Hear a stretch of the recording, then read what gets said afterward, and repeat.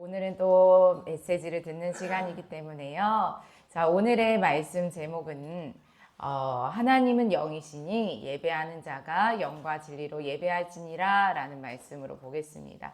우리 본문은 요한복음 4장 한번 펴볼게요.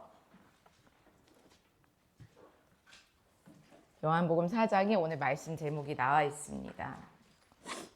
자, 요한복음 4장. 자, 우리 23절에서 24절 읽겠습니다. 다 폈나요? 아멘. 자, 요한복음 4장 23절에서 24절 보겠습니다. 시작.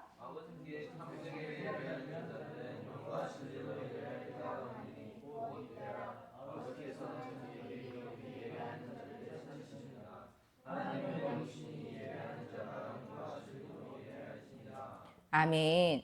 자, 우리는 예수님이 어떤 일을 행하셨는지를 잘 봐야 돼요. 왜 예수님이 어떤 일을 행하셨는지 잘 봐야 할까요?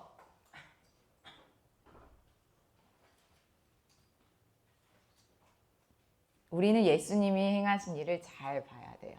왜 잘 봐야 될까요? 그것이 복음이기 때문에 한번 요한복음 13장 15절 보도록 하겠습니다.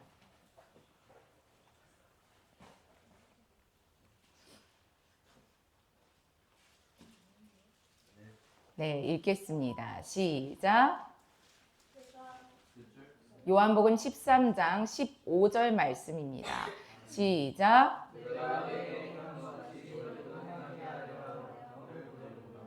네, 예수님께서 어떤 일을 행하셨는지 우리는 왜 잘 보아야 해요?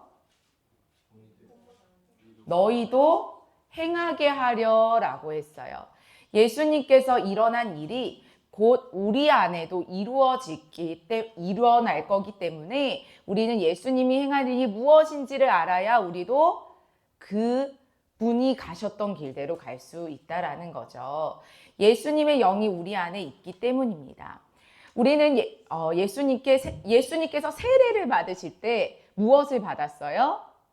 성령을 받았습니다. 우리 또한 세례를 받을 때 뭐를 받을까요? 성령을 받습니다. 왜냐하면 예수님이 그렇게 받으셨기 때문입니다. 예수님께서 사역을 할 때 성령님의 인도하심을 받았습니다. 그렇기 때문에 우리도 사역을 할 때 누구의 인도하심을 받아야 할까요? 성령님의 인도하심을 받아야 합니다.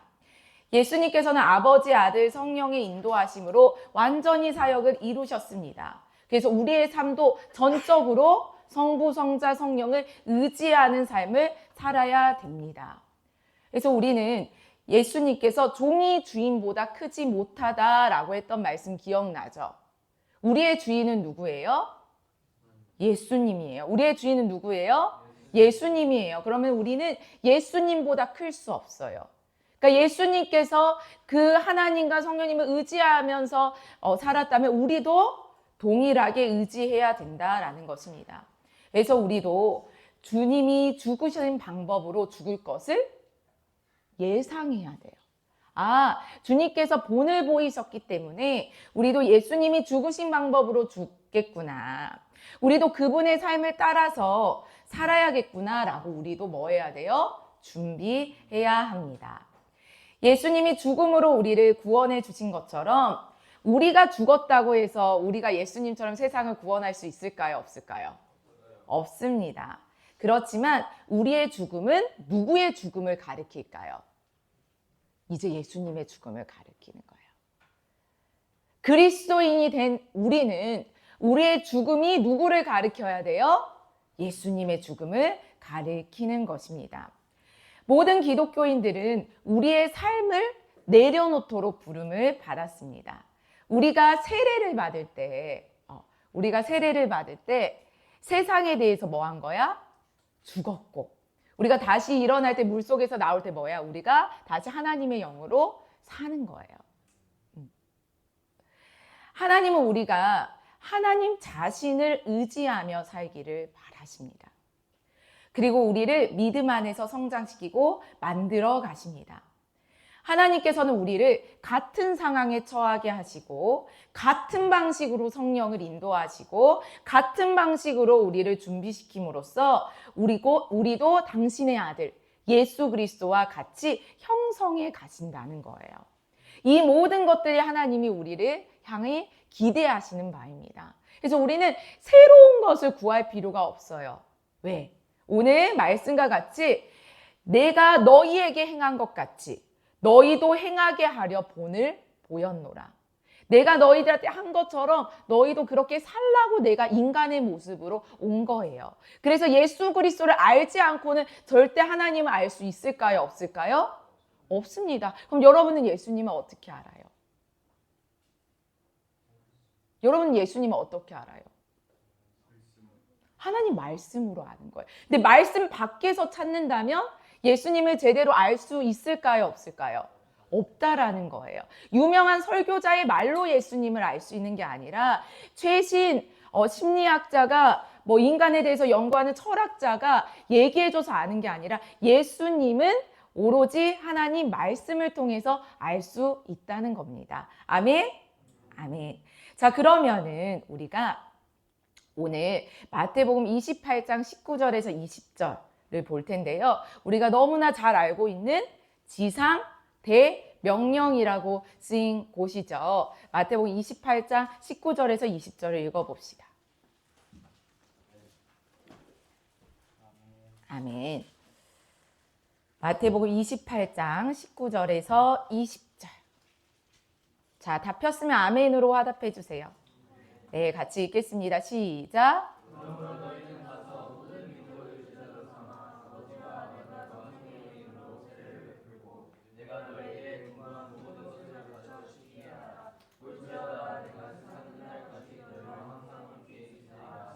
네, 전에 쌤이 얘기했듯이 가서라는 말이 go 이게 아니야. go and make a disciple이 아니라 뭐라고요? as you are going. 동사가 아니라는 거예요. 가라가 아니라 너희들이 있는 동안에 어디에 있든지 너희들이 뭐 하라는 거야? 모든 민족을 제자로 삼아 아버지와 아들과 성령의 이름으로 세례를 베푼다는 거야. 그럼 너희들 지금 CEC에 있다면 CEC에 있는 동안 뭐 해야 돼요? 모든 민족으로 제자를 삼아 아버지와 아들과 성령의 이름으로 세례를 베푸는 거예요. As you are going, 너희들이 집에 있으면 뭐 해야 돼요? 집에서 모든 민족으로 제자를 삼아 아버지와 아들과 성령의 이름으로 세례를 베푸는 거예요. 이 말이라는 거예요. 여러분이 어떤 특정한 곳에 가야 된다.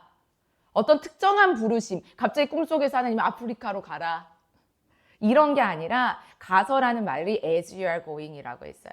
그래서 주님은 우리가 가는 동안 어디를 가든지 모든 민족을 제자로 삼아 아버지와 아들과 성령의 이름으로 세례를 베풀고 뭐 하래요? 분부한 모든 것을 가르쳐 지키게 하라고 하십니다. 이 말씀은 선교사로 부르심을 받은 기독교인들을 위한 선교사로 부름받은 기독교인들을 위한 특별한 명령이라고 나왔나요? 아니요, 그렇게 나오지 않았어요. 아니면 신앙생활을 오래 한 사람들만 이 명령을 지키라고 나왔나요? 아니요. 아니면 20세 이상만 그렇게 하라고 나왔나요? 아니요. 그럼 이건 누구한테 하신 말씀이에요? 그리스도인들에게요. 그리스도인 모두에게 하는 명령입니다. 그래서 이 구절은 우리가 삶 속에서 무엇을 하며 살아야 하는지를 알려줍니다. 그래서 우리가 이 말씀을 한다면 내가 커서 뭐가 되죠? 뭘 하면서 살아야 돼요? 고민할 필요가 없어요. 주님은 말씀하셨어요. 뭐 하면서 살래요? 너희가 어디에 있든지 어느 곳에 가든지 너희들은 모든 민족으로 제자 삼아 아버지와 아들과 성령의 이름으로 세례를 베풀고 분부한 모든 것을 가르쳐 지키게 하라가 주님께서 여러분에게 허락하신 사명이지 어떤 특정한 직업을 가져라가 주님께서 우리에게 주신 사명이 아니라고 나와요.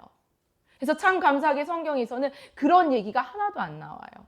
바울에게 텐트메이커가 되라고 꿈속에서 말씀하셨다든지 느헤미야에게 술따는 관원장이 되라고 말씀하셨다든지 이런 것들이 전혀 나오지 않는다는 것을 볼 수 있습니다. 그래서 오늘 본문 요한복음 4장은요. 예수님께서 유대에서 갈릴리로 가시고 있는 중이에요. 자, 근데 우리 앞서 얘기했죠. 예수님께서 하시는 모든 행위는 뭐하라고? 우리 보고?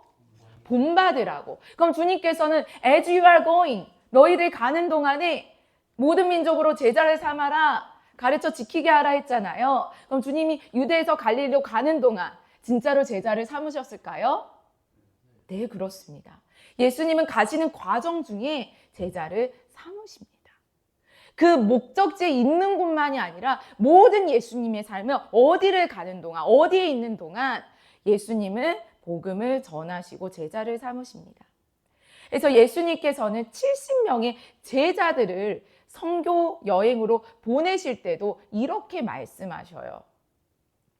한번 누가복음 10장 4절 보도록 하겠습니다. 오늘 누가복음이랑 요한복음 4장이랑 계속 왔다 갔다 할 거예요. 70인을 제자로 보내면서 선교 여행으로 보내십니다.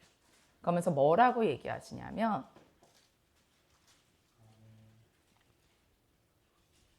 폈어요. 누가복음 10장 4절. 네, 읽겠습니다. 시작.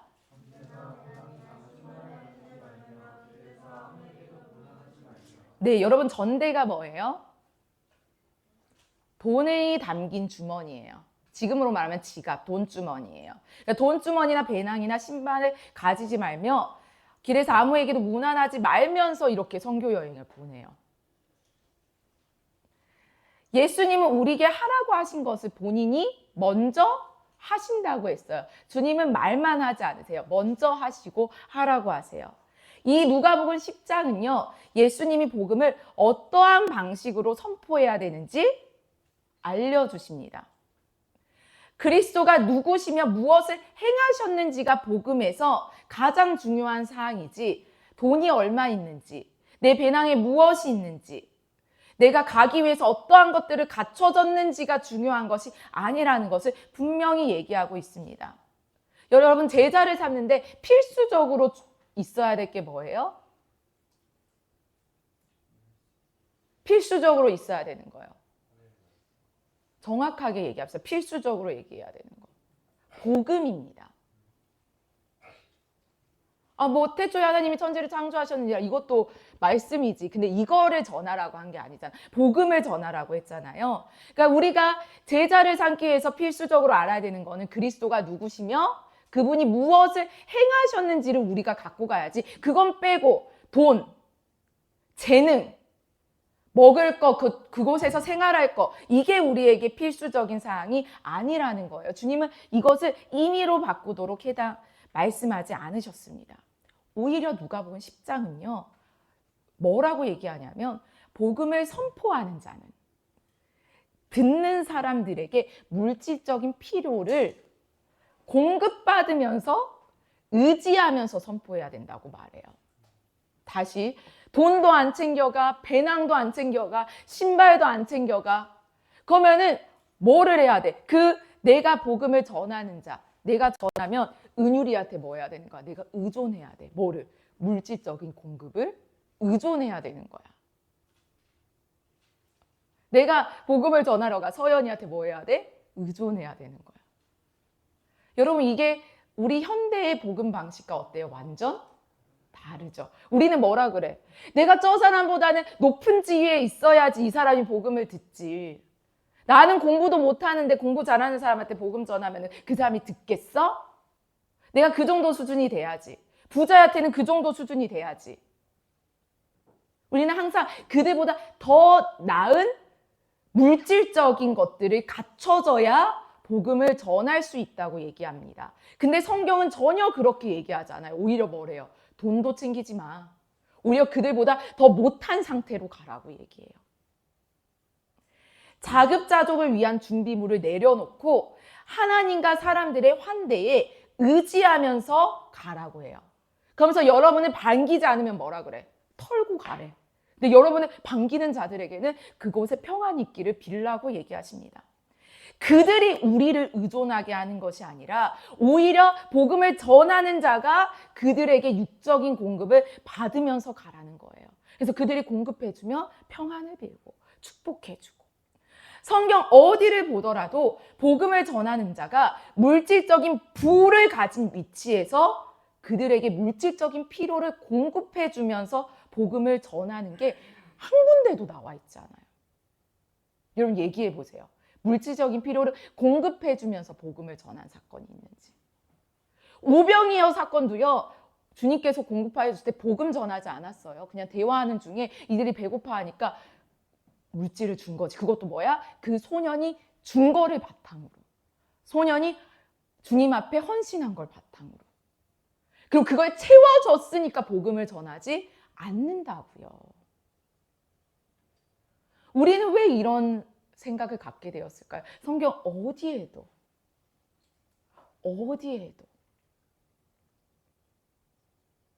그런 이유로 복음을 전한 적이 없는데 말이죠.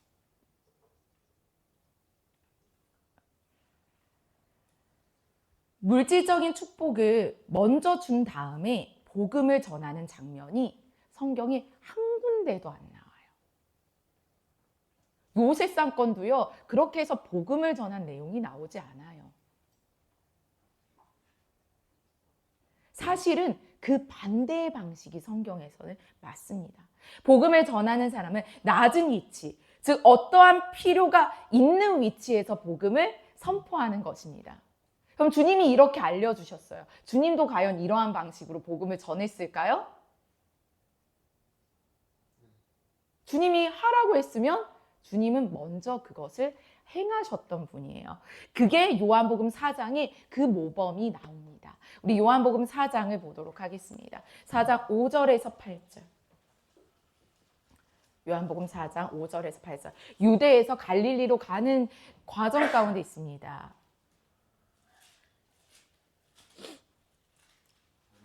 아멘. 네, 5절에서 8절까지 한번 읽어보겠습니다. 시작.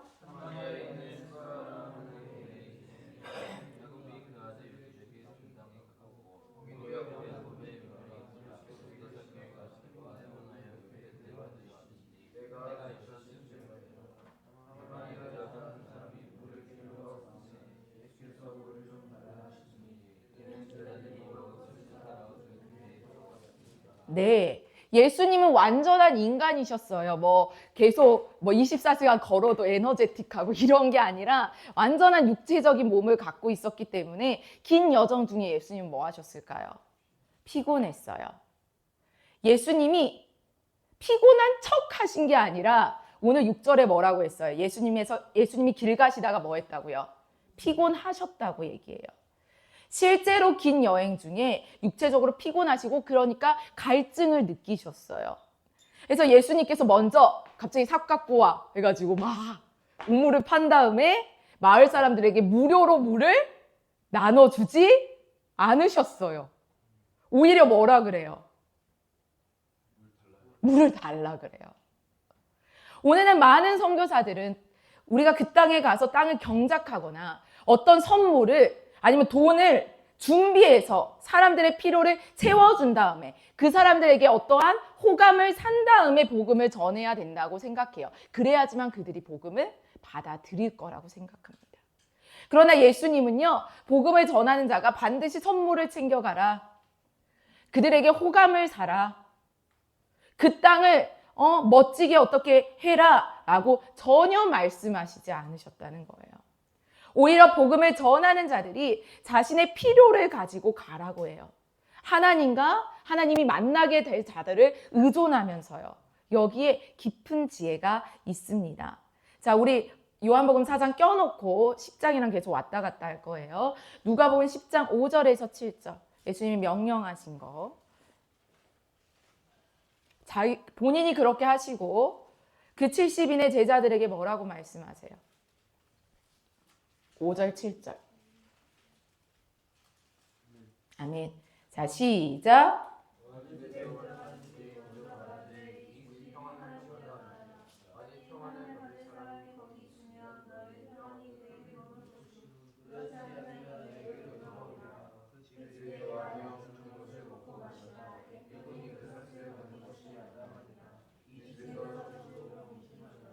네, 여러분. 여기 성경 구절에 눈 씻고 찾아보세요. 무엇을 주어라 하는 게 나와요? 오히려 뭐라 그래요? 들어가라. 거기에서 주는 거를 먹어라. 마시라. 그러면 그곳에 평안이 있을 것이다. 갖고 가라는 건 뭐예요? 복음이라는 거예요. 만일 평안을 받을 사람이 거기에 있으면 평안이 그에게 머물 것이고 그렇지 않으면 너희들에게 돌아올 것이라. 예수님께서는 복음을 전하는 방법을 직접 보여주셨어요. 그리고 실제로 본인도 그렇게 행하셨습니다. 우물가에서 사마리아 여인이 다가왔을 때도 예수님은 같은 방식으로 접근하셨습니다. 예수님께서 목이 마르셨기 때문에 물을 달라고 요청하셨어요. 그 순간 여인은 뭐예요? 놀라요. 유대인 남자가 사마리아 여인에게 물을 달라고 부탁하는 것은 당시 문화 관습 속에서는 매우 이례적인 거였거든요. 자, 요한복음 4장 9절.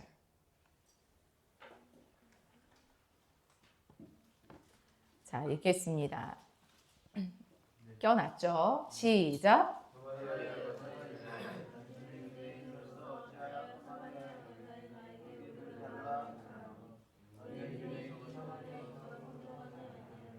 당신이 유대인인데 어떻게 저한테 물을 달라고 하십니까? 그것도 여자에게. 근데 여러분, 왜 유대인과 사마리아인이 상종을 하지 않는지에 대한 배경에 대해서 알려주도록 하겠습니다. 사마리아인들은 자신이 요셉의 후손, 요셉의 아들이 2명 있었죠. 누구? 에브라임과 므낫세. 그러니까 요셉의 후손, 곧 에브라임과 므낫세 지파라고 사마리아인들은 자신을 주장했어요. 그러나 유대인들은 이것을 인정하지 않았습니다. 솔로몬이 죽은 후에 북쪽의 10지파가 여로보암을 왕으로 세워 북이스라엘을 형성했고요. 그 수도가 뭐가 됐어? 북이스라엘의 수도가 사마리아가 됐어요. 따라서 사마리아인들은 본래 북왕국 이스라엘의 일부였습니다. 이해가 가죠? 솔로몬 때 여로보암과 뭘로 나뉘어졌어? 르호보암으로 나눠졌잖아. 여로보암은 북이스라엘, 르호보암은 남유다. 근데 북이스라엘은 몇 개의 지파가 10개의 지파가 모여서 그쪽의 수도를 사마리아로 뒀다는 거예요. 수가는 사마리아 지역의 작은 마을이 수가야. 지금 간 수가. 고대 세겜과 가까운 위치에 있었는데 세겜은 어디냐면요. 여러분이 제가 한 3주 전에 설교했던 팔복 기억나시죠? 그 율법을 선포했던 그 산 그리심산과 에발산 기억나요? 그리심산과 에발산 사이에 있는 곳이 어디냐면 세겜이었어요. 그래서 이 자리는 중요한 종교적 역사적인 장소였다는 거지, 수가는. 그래서 사마리아인들은 예루살렘에서 예배를 드리기보다는, 왜냐면 예루살렘은 어디에 있으니까? 유다에 있으니까 사마리아인들은 예루살렘 성전 대신에 그리심산, 그 축복을 선포했던 율법에서 이렇게 행하면 복을 받을 거야 했던 그 그리심산에서 중심으로 제사를 드렸어요. 그리고 이 때문에 유대인들은 그들의 율법을 이단이라고 간주했어요. 그러니까 유대인들은 사마리아인들은 너희들은 이단이다 이렇게 간주한 거지. 근데 여기서 여러분이 중요하게 생각해야 되는 건 유대인이랑 이스라엘 사람은 같은 의미가 아니에요. 이스라엘 이꼴 유대인 아니에요. 뭐가 다를까요? 유대인은 이스라엘의 12지파 중에 유다 지파 출신만이 뭐예요? 유대인이에요. 그러니까 유대인은 이스라엘 사람이 맞지만 이스라엘 사람이라고 모두가 유대인인 것은 아닙니다. 차이를 이제 알겠어요? 이런 거지. 여러분이 한국 사람이라고 해서 다 광주 사람은 아닌 것처럼 유대인이라는 말 자체가 이스라엘 사람이랑 동일한 의미는 아니라는 거예요. 그러면은 어떤 지파가 남유다를 형성했을까요? 남왕국을. 유다 지파, 또 베냐민 지파, 그리고 일부 레위 지파가, 왜냐하면 레위 지파는 분깃을 받지 않았잖아. 땅이 없었잖아. 그래서 일부 레위 지파가 남왕국을 구성했습니다. 그 수도는, 남왕국의 수도는 뭐였어요? 예루살렘. 다시 정리. 북이스라엘의 수도는 뭐? 사마리아. 그래서 그들은 어디서 제사를 드렸다? 그리심산에서 제사를 드렸고, 그리고 남왕국의 사람들은 어디를 수도로 여기고? 예루살렘을 수도로 여기고 거기서 제사를 드렸다는 거예요. 반면에 북왕국 이스라엘 사람들이 먼저 기원전 722년에 아시리아에 의해서 정복당했잖아요. 그래서 지도자들과 중요한 인물들이 포로로 끌려갔고 그 땅에 일부 백성들이 남아 있었어요. 근데 아시리아 이방인들이 다른 민족들을 그 사마리아로, 그 북이스라엘로 이주시켜가지고 혼합 거주하게 했어요. 이방인들과. 그래서 어떻게 했어요? 남아있는 이스라엘 사람들은 이방인들과 결혼하면서 혼혈, 피가 섞인 민족이 곧 누가 된 거예요? 사마리아인이 됐어요.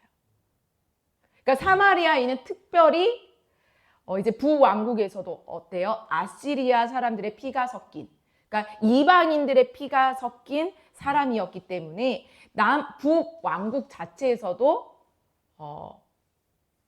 뭐예요? 가치 없게 여겨졌어요. 어떻게 너는 그 우리를 정복했던, 우리를 공격했던 그 이방의 족속들과 관계를 맺고 피가 섞일 수가 있어, 이렇게. 그 결과 북왕국 사람들은 다시 이스라엘 땅으로 돌아오는 회복이 허락되지 않았어요. 왜? 피가 섞였다고 생각하니까. 반면 남왕국은요, 북왕국이 멸망당한 후에 약 150년 동안 존속하다가 기원전 586, 다 팔려 외웠잖아. 586에 바벨론에 의해서 남유다가 멸망이 당하고 포로로 끌려갔습니다. 이후에 페르시아가 등장하면서 유다 사람들은 예루살렘으로 돌아와서 성전을 재건할 수 있었고 그 과정에서 뭐가 생겼어요? 유대인이라는 정체성이 확립이 된 거예요. 본인들이 돌아와서 이제 성전을 재건하게 된 거지. 그래서 사마리아인들은 여러 민족과 섞여 살면서 종교적인 혼합까지 일어났고요. 이제 피가 섞이니까 어떻게 돼요? 다른 민족이랑 피가 섞이니까 여러 신을 숭배하게 된 것이에요. 그렇기 때문에 유대인들은 사마리아인들을 매우 부정적으로 바라보았어요. 그래서 두 민족은 공통의 종교적인 유산을 가지고는 있지만 그냥 그 뿌리는 같잖아요. 근데 시간이 흐르면서 그들의 신앙이 크게 달라지게 된 것입니다. 이 배경을 가지고 오늘 성경을 읽어야 돼요. 자, 누가복음 10장 11절로 다시 가보도록 하겠습니다. 누가복음 10장 11절. 아멘. 자, 계속 요한복음 그 4장이랑 누가복음 10장 계속 번갈아 갈 거니까 껴놓으셔야 돼요. 자, 11절 읽겠습니다. 시작.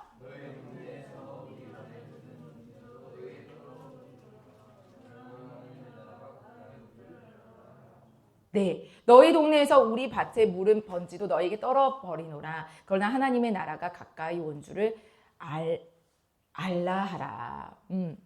복음을 받아들이지 않는 자에게는 먼지를 뭐하라 그래요? 털어버리라고 해요. 그치만 우물가의 여인은 예수님을 거부하지 않습니다. 우물가의 여인은 예수님의 특별한 행동에 대해서 특별한 관심을 가지면서 오히려 예수님에게 환대를 베풀고 설명해 달라고 합니다. 그래서 예수님은요 4장 10절에도 이렇게 말씀하신다. 요한복음 4장 10절. 예수님 가니까 받아들이고 환대해요. 요한복음 4장 10절. 자, 시작.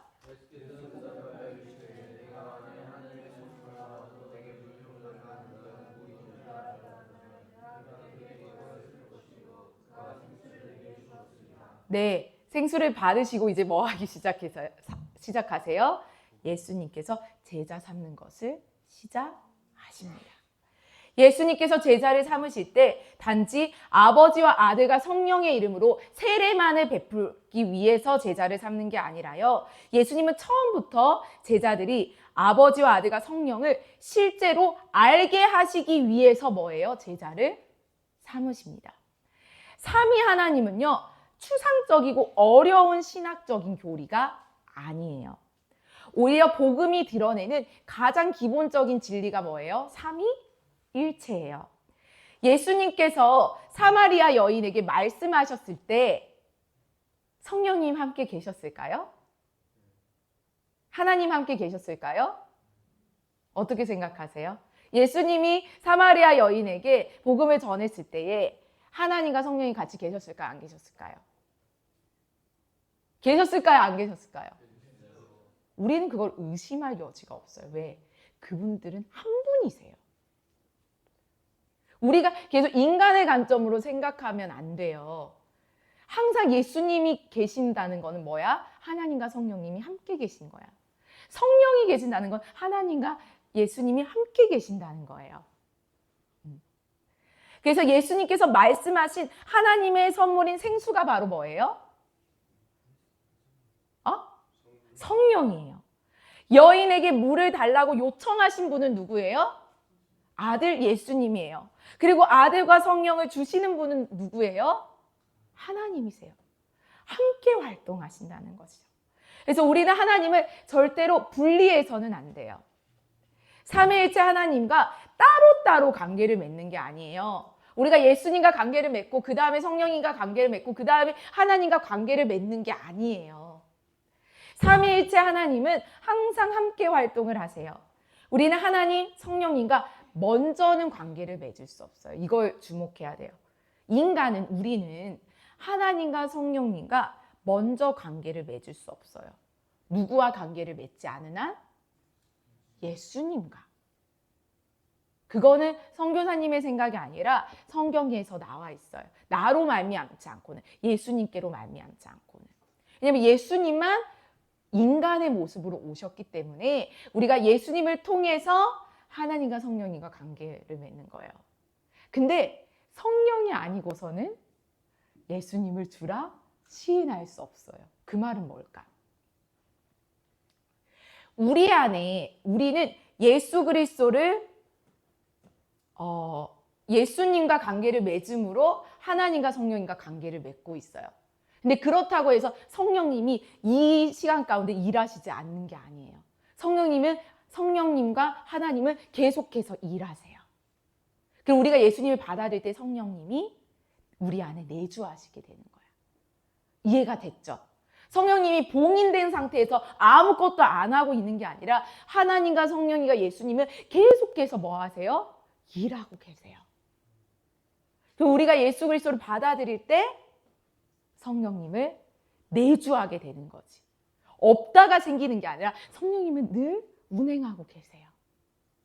우리가 이걸 알아야 돼요. 그러나 성령님은 우리가 예수님을 알기 전에 활동하고 계셨어요. 성부, 성자, 성령은 계속 일하고 계십니다. 우리가 예수 그리스도를 알게 되는 유일한 방법은 성령이지만 그 성령을 받고 성령을 믿게 되는 것은 누굴 통해서만 가능해요? 예수님을 통해서만 가능해요. 그래서 성경 어디에도 예수 그리스도를 믿느냐라고 얘기하지, 우리가 뭐 Do you believe in Jesus? 이렇게 복음 전할 때 얘기하잖아. Do you believe in God? Do you believe in Holy Spirit? 이러지 않아요. 예수 그리스도를 믿음과 성령님과 하나님을, 예수님을 믿음으로 성령님과 하나님을 받을 수 있게 되는 거지요. 그래서 성삼위는 추상적이고 고급적인 신학적인 교리가 아니에요. 뭐 지능이 높아야 이해할 수 있는 것도 아니에요. 성삼위라는 건 복음이 드러내는 가장 기본적인 교리입니다. 그래서 우물가의 여인이 예수님을 보게 되었을 때 예수님은 가장 먼저 뭐 하세요? 성령을 주시고 성삼위를 보여주셔요.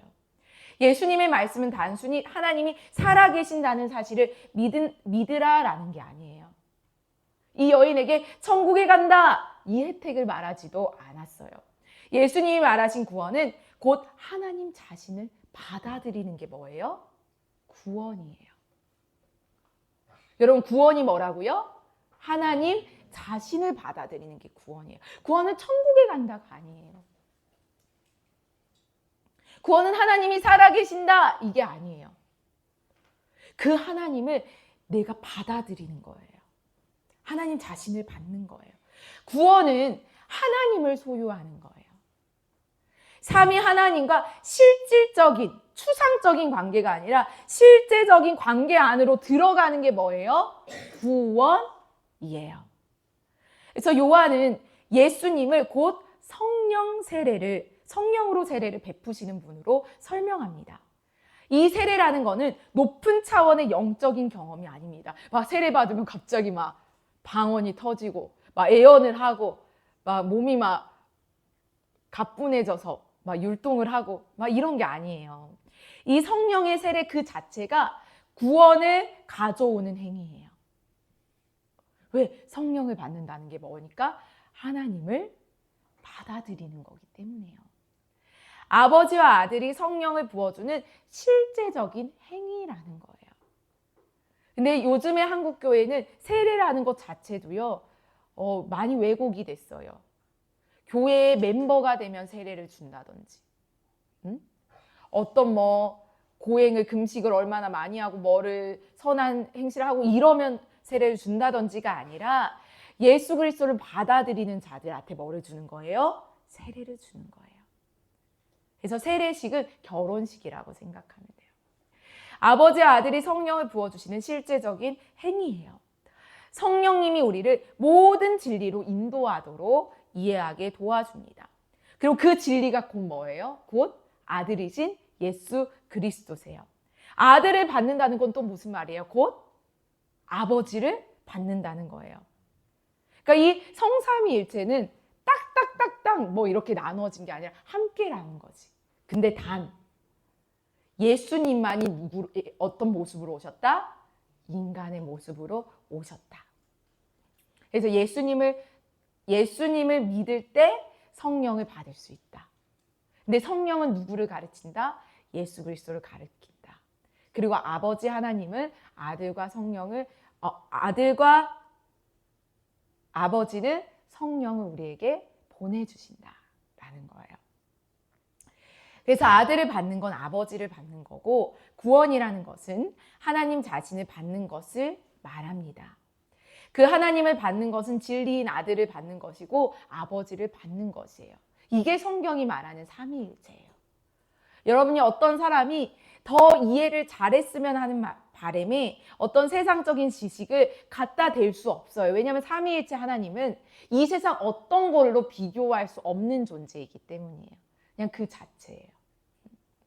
그래서 요한복음 1장 12절에 영접하는 자, 여러분 알죠? 영접하는 자, 곧 그 이름을 믿는 자에게는 하나님의 자녀가 되는 권세를 주었다고 나옵니다. 여기에서 영접은요, receive, 받다예요. 여기서 흔히 범하는 잘못된 가르침이 있는데, 우리가 우리의 죄를 고백하고 예수님을 믿음으로 구원을 받지만 금식하고 기도하고 진지하고 간절히 그분을 찾아야지만 성령을 받는 게 아니라는 거예요.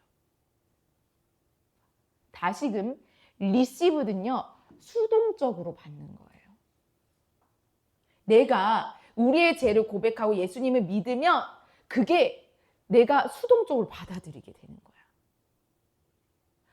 막 간절히 찾고 막 금식을 하고 죄를 다 해결하고 이게 아니라는 거예요.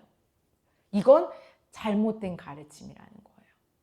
예수님이 가르치는 것은 우리는 성령을 통해서만 예수 안에 있을 수 있다고 얘기해요.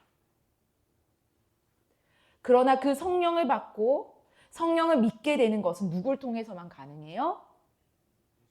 예수 그리스도를 통해서만 가능해요. 다시금 우리는 성령을 통해서만 누구 안에 있을 수 있어요? 예수 안에 있을 수 있어요. 근데 성령을 받고 성령을 믿게 되는 것은 누구를 받아들일 때만 가능해요? 예수님을 받아들일 때만 가능해요. 예수님은 우물가의 여인에게 너가 구하면 줄 거라고 했어요. 너가 간절히 구하고 금식하고 기도원에서 몇 날 며칠 하고 이게 아니라 너가 구하면 준다고 했어요. 예수님은 그 구원을 구하는 사람들에게 주십니다. 추가적인 조건이 없어요. 구원을 구하는 것이 곧 성령을 구하는 것이에요. 성령을 구하는 것이 곧 구원을 받는 것이에요. 처음에 사마리아 여인은 하나님의 선물인 생수 성령을 구해요, 안 구해요? 처음에? 안 구해요. 그 여인은 오히려 11절과 12절에 예수님께 두 가지 질문을 해요. 어떤 질문하는지 봅시다. 4장 11절에서 5절까지 볼게요. 11절에서 15절. 자, 시작.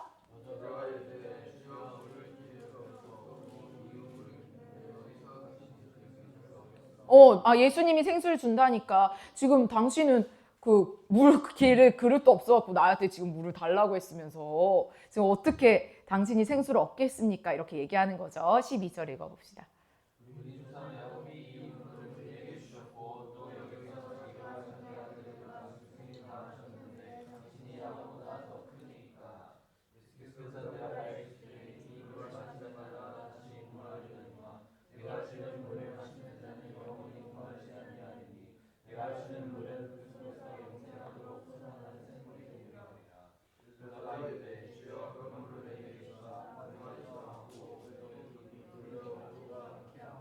네, 여러분 말씀 꼼꼼히 보세요.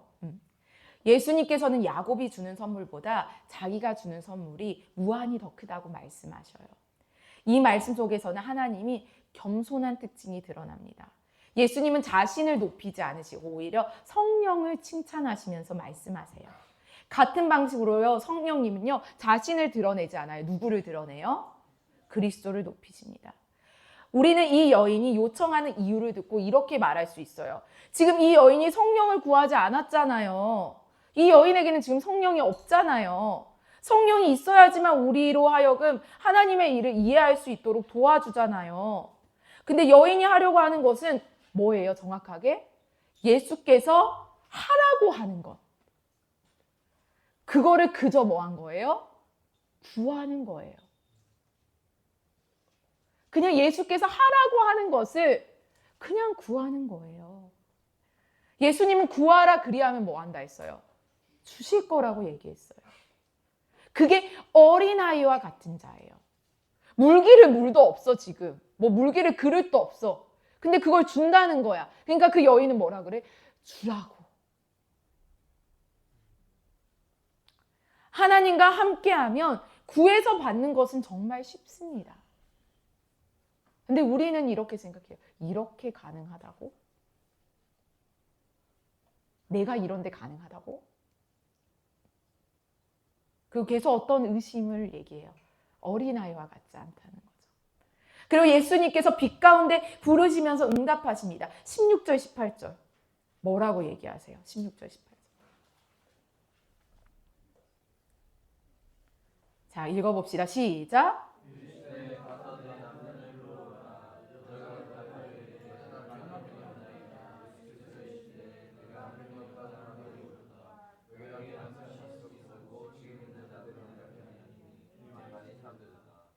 예수님이 먼저 이 여인에게 선물을 준 다음에 그 선물을 받았을 때 뭐예요? 죄를 드러내세요. 너 저 기도원 가가지고 죄 다 해결하고 와서 오면은 성령을 줄게가 아니라 오히려 그 선물을 구하는 자에게 주시고 난 다음에 뭐 하세요? 죄를 드러내세요. 여인을 속이지 않는다는 거야. 준다 했는데 갑자기 근데 너 죄 있으니까 안 준다. 이게 아니라 주세요. 여인을 속이지 않으세요. 그리고 드러내세요. 예수님께서 사마리아로 가시기 바로 전에 요한복음 3장에 니고데모에게도 이렇게 말하는 장면이 나옵니다. 요한복음 3장 19절에서 21절. 요한복음 3장 19절에서 21절. 자, 시작.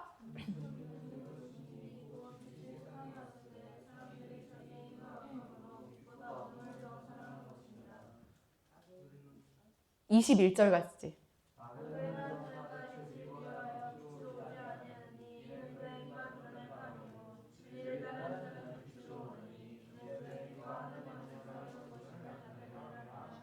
아멘. 우리는 하나님께 그냥 구하면 성령을 선물로 받지만 그 선물을 받았다는 것은 뭐냐면 우리가 항상 빛으로 인도된다는 거예요. 뭐라고요?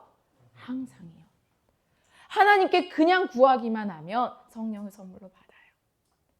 근데 이게 어떤 특별한 막 눈물 콧물이 나고 이렇다는 게 아니에요. 뭐 슈퍼 히어로가 된다는 게 아니라고요. 예수님께서는 이 여인을 정죄하지 않으세요. 예수님께서 니고데모에게 말씀하신 것처럼 예수님은 세상을 심판하러 오신 게 아니라 구원하기 위해서 왔어요. 오히려 예수님은 이 여인의 솔직함을 뭐 하세요? 칭찬하셔요. 예수님은 죄인들이 죄를 짓는다는 걸 너무 잘 아세요. 예수님은 죄인들이 죄를 짓는다는 거 아세요. 하나님 없이 죄인이 무엇을 할 수 있겠어요? 할 수 있는 건 죄밖에 없지. 예수님은 죄인들을 향해 너가 이렇게 큰 죄를 짓다니 놀라시고 막 혐오감을 가지시고 그렇게 표현하지 않으세요. 사마리아 여인아, 너와 나는 같이 할 수 없다. 어떻게 너가 그렇게 남자가 5이나 있을 수 있어? 이러지 않으신다고요. 예수님은 단지 그들에게 하나님 뭐 하세요? 제공하시고요. 그들이 하나님을 받아들일 때 뭐 하세요? 환영하세요. 그 우물가의 여인은 어둠 속에서 나와서 이제 어디로 인도되는 거야? 빛 속으로 지금 들어가고 있어요. 처음에는 예수님을 뭐라고 불렀어요? 단지 유대인이라고 불러요. 어떻게 유대인이 사마리아 여인에게 물을 달라고 하십니까? 그러다가 그 다음에는 뭐라고 해요? 선생님이에요. 그리고 나중에는 뭐예요? 선지자 이렇게 얘기해요. 점점 예수님에 대해서 예수님이 누구신지 하나님, 예수님이 드러내시는 거예요. 예수님이 그 자신이. 이렇게 여인의 인식이 점점 깊어지고 빛 가운데로 들어가고 있어요. 그 다음에 4장 20절에 뭐라고 얘기하는지 봅시다. 4장 20절. 자, 시작.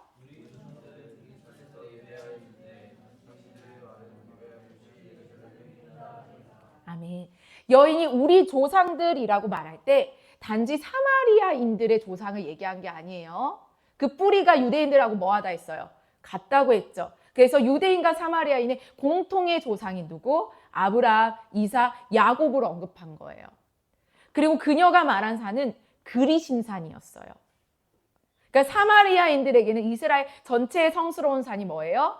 그 모세를 통해서 그 지파들이 선포했던 그 그리심 산을 성스러운 산이라고 믿었어요. 그리고 사마리아인들은 아브라함이 이삭을 바치려고 했던 그 산도 그리심 산이라고 믿었어요. 그래서 근데 유대인들은 그 산이 뭐라 그래? 이삭을 바쳤던 산을 모리아 산이라고 하잖아. 그러니까 사마리아인들은 유대인들이 그걸 바꿨다고 생각하는 거야. 그리심산인데 유대인들이 그 그리심산을 모리아로 바꿨다. 그리고 사마리아인들은 성경의 첫 5권 모세 5경만을 신성하게 여겼어요. 예루살렘은 모세 5경을 보면 예루살렘이 명시적으로 언급되지 않고 여호수아서에서부터 예루살렘이 처음 등장하거든요. 그래서 여인이 이렇게 말하는 거예요. 아브라함, 이삭, 야곱은 여기서 예배했는데 우리가 지금 예배하는 곳에서 예배했는데 유대인들이 그걸 바꿔서 예루살렘을 세웠습니다. 그러나 예수님은 이 질문에 대해서 깊이 논쟁하지 않으세요. 오히려 그 자체를 넘어가세요. 성경에 주님이 답하지 않으신다면 우리는 그 질문을 뭐 해야 돼요? 내려놓아야 돼요. 예수님 어떤 직업을 갖기를 원하세요? 이거 성경에서 나오지 않으면 내려놓으세요. 응? 성경이 드러내는 것에 우리는 뭐 해야 돼요? 집중해야 돼요. 여인의 질문은 주님 어느 산에서 그럼 예배해야 합니까? 였지만 예수님은 21절부터 그 답을 주십니다. 예배의 장소가 중요한 게 아니라 아버지께 참되게 예배하는 것이 본질이라는 것을 가르쳐줘요. 어디 장소에서 예배 드려야 되죠? 이렇게 묻는데 예수님은 오히려 장소가 지금 중요한 게 아니야. 21절 읽어봅시다. 시작.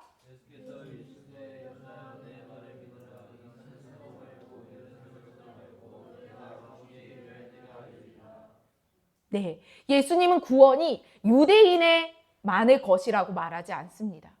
우리가 유대인이 됨으로써 구원을 얻는다고도 말하지 않습니다. 예수님은 당신이 유대인 출신이라고 얘기하는 거예요. 예수님은 어디 지파에서 났었어요? 유다 지파. 그러니까 유대인이야 본인이. 응? 그래서 여기서 우리는 예수님과 제자들을 가리키는 것이지 유대인을 가리키는 게 아니에요. 여기서 우리는이라고 할 때 유대인들은 예수님을 거부하고 실제로 예수님을 뭐라고 불렀는지 알아요? 사마리아인이라고 불렀어요. 예수님이 유대인 출신인데 껴놓고 보세요. 요한복음 8장 48절에 실제로 유대인들은 예수님을 사마리아인이라고 불렀어요. 부인들이 혐오하는. 요한복음 8장 48절. 자, 현진이가 대표로 크게 읽어줍시다. 유대인들이 대답하여 이르되 우리가 너를 사마리아 사람이라 너는 귀신이 들렸다 하는 말이 옳지 아니하냐. 네, 이렇게 말씀하세요. 예수님은 유대인 출신이지만 실제로 유대인들은 정작 예수님을 거부하고 사마리아인으로 부릅니다. 예수님께서는 계속해서 말씀하세요. 요한복음 4장 23절에서 24절 말씀. 자, 시작. 아버지께 참되게 예배하는 자들은 영과 진리로 예배할 때가 오나니 곧 이때라. 아버지께서는 자기에게 이렇게 예배하는 자들을 찾으시느니라. 하나님은 영이시니 예배하는 자가 영과 진리로 예배할지니라. 예수님께서는 여기서 말씀하시는 것은 사도행전 7장에서 스데반이 선포하다가 돌에 맞아 순교한 그 메시지와 같은 거예요. 예루살렘이 중요하네, 사마리아가 중요하네를 지금 예수님이 얘기하고 있는 게 아니에요. 그러니까 우리가 이 말을 들으면 지금 이스라엘이 중요하네, 지금 이스라엘이라는 나라가 중요하네 이렇게도 말할 수 없다는 거예요. 이스라엘이 유대인이 중요한 건 예수님이 유대인 출신으로 나셨다는 게 중요한 거지, 예수님은 유대인이어서 이스라엘 사람들이어서가 아니라 예수 그리스도를 믿는 자들이 이제 뭐라 그래요? 이스라엘이라고 불러요. 내 백성을 뭐라 그래요? 이스라엘이라고 부르는 거야. 그래서 하나님은 지금 예배하는 자가 영과 진리로 예배할 때가 온다는 거야. 참되게 예배하는 자. 장소가 아니라는 거야. 스데반도 돌에 맞아 순교했을 때 뭐라고 얘기하냐면 그러나 지극히 높으신 이는 손으로 지은 곳에 계시지 아니하나니라고 얘기해요. 이제 예수님은 어떤 건물에 국한돼서 만나시는 분이 아니에요. 구약에서는 성막에, 특별히 지성소에 임재하셨지만 이제 예수께서 오심으로 그 휘장을 찢으신 이유가 뭐야? 이제 나는 더 이상 이 건물로 너와 나 사이에 어떠한 것도 두지 않겠다. 내가 너를 직접적으로 다스리고 통치하고 너와 관계하겠다를 위해서 예수님이, 하나님이신 예수님이 이 땅에 오신 거예요. 여기 예수님께서 영으로 말씀하시는 것은 뭘까? 영과 진리로. 영이 뭐예요? 영, 성령이에요. 예수님께서 진리라고 말하는 것은 당신 자신을 얘기하는 거예요. 영과 진리, 성령과 나 자신을 통해서만, 우리 아버지는 성령을 통해서 아들 안에서 경배 받으신다는 거예요. 삼위일체 안에서만 우리는 뭐 할 수 있다는 거예요? 예배 드릴 수 있다는 거예요. 영과 진리가 내가 어떤 간절함을 가지고 이렇게 해서 예배 드리는 게 아니라 성령을 통해서 아들 안에서만 하나님께 예배 드릴 수 있다는 걸 얘기하는 거예요.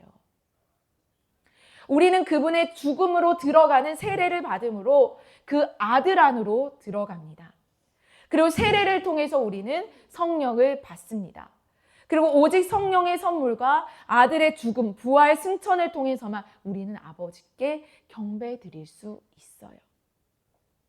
자, 25절, 26절 읽겠습니다. 이제 거의 마무리가 됐네요. 자, 시작.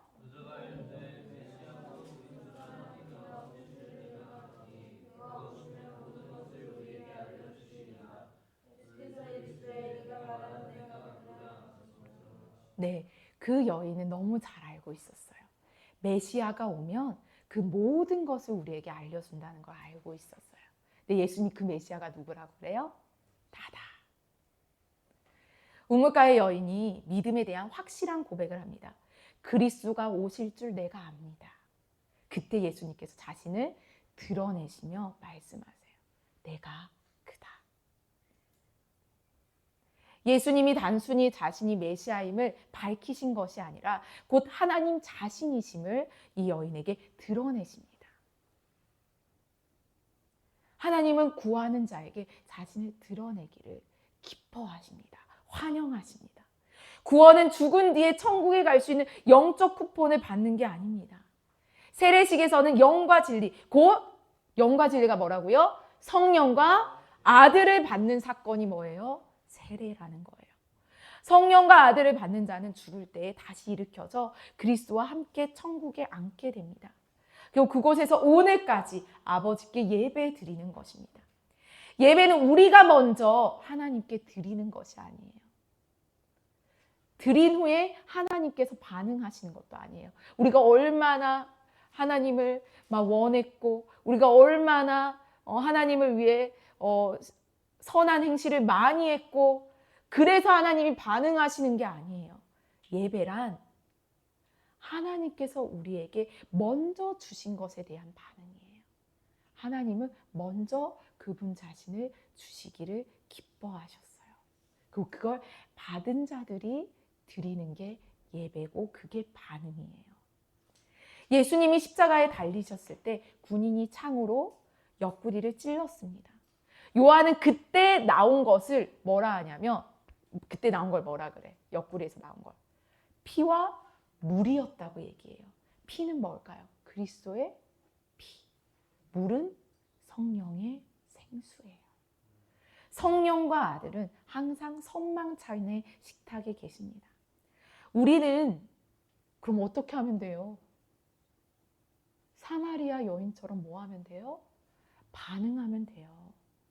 그녀는 자신의 물 항아리를 두고 성령의 능력으로 마을에 그리스도를 증언했어요. 아직 내가 예수 그리스도를 받아들이지 않았다면 여러분, 구하는 자에게 주신대요. 그 받은 자들은 이제 그 능력으로 마을에 그리스도를 증언해요. 우리도 세상적인 공급수단을 다 뒤로 하고 살아있는 동안 어디서든 성령의 능력으로 그리스도를 증언해야 돼요. 바로 그리스도께서 하신 것처럼 말입니다. 그래서 우리는 삶을 사는 동안 성령의 능력으로 신실하게 그리스도를 증언하는 것이 우리가 해야 하는 것입니다. 그래서 예전에 이런 말이 있잖아. 한 손에는 복음, 한 손에는 실력이 아니라는 거예요. 하나님 우리의 실력으로 일하시지 않는다는 거예요. 우리가 오히려 어떻게 해야 돼요? 물과 피와 물로, 영과 진리로, 성령과 아들로 그 힘에 힘입어 신실하게 그리스도를 증언하는 것이 우리의 부르심이라는 것을 기억하시기를 소망합니다.